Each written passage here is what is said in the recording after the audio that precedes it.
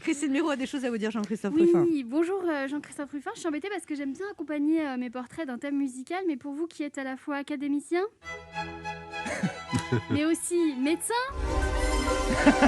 mais aussi alpiniste, mais aussi ambassadeur.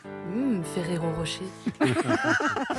Non, c'est vrai que ce monde un peu fantasmé des cocktails diplomatiques que l'on trouve dans les publicités est aussi présent dans votre nouveau roman, La princesse aux petits mois. Alors quand j'ai vu le titre, moi j'ai cru que c'était un livre sur ces femmes parfaites qui ont pourtant un manque d'estime d'elles-mêmes, qu'elles soignent maladroitement en se montrant en permanence sur les réseaux sociaux. Bref, j'ai cru que c'était un livre sur les influenceuses, mais pas du tout. Ce livre, ce sont les nouvelles aventures d'Aurel Timescu qu'on attendait avec impatience. Et oui, parce qu'il marque Aurel. C'est de l'humour d'académicien. Non, c'est très classique. Et ce personnage est un peu votre alter ego. Vous avez des points communs évidents comme la diplomatie, mais aussi de sacrées différences. Lui aime boire du vin blanc jusqu'à la transalcoolique, et vous faites partie des gens qui ont décidé qu'il fallait dire la Covid.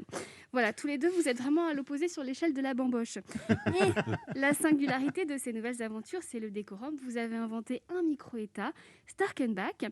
Alors Starkenbach qui n'est pas sans rappeler la Génovie, un autre micro-État inventé pour les besoins d'une autre œuvre mythique, le film Princesse malgré elle, avec Anna Thaoué et Julie Andrews. Vous l'avez vu ? Non, mes filles ont beaucoup regardé. Vous vous êtes inspiré. Pas vraiment, mais... Il est abattu. Bon. Alors, un micro-État, c'est un tout petit pays dont les lois procurent pas mal d'avantages à ceux qui y habitent. On peut citer Andorre, Monaco ou encore le Palais Vivienne. Et même si vous n'y parlez pas du tout de la Covid, moi j'ai vu un peu une métaphore parce que pendant le premier confinement, on s'est tous un peu retrouvés dans le micro-État de notre maison. La différence, c'est que chez moi, personne ne veut passer la frontière. Ce studio aussi, c'est un micro-État, une bien belle démocratie. Anne, tout va bien, vous voulez un verre d'eau ?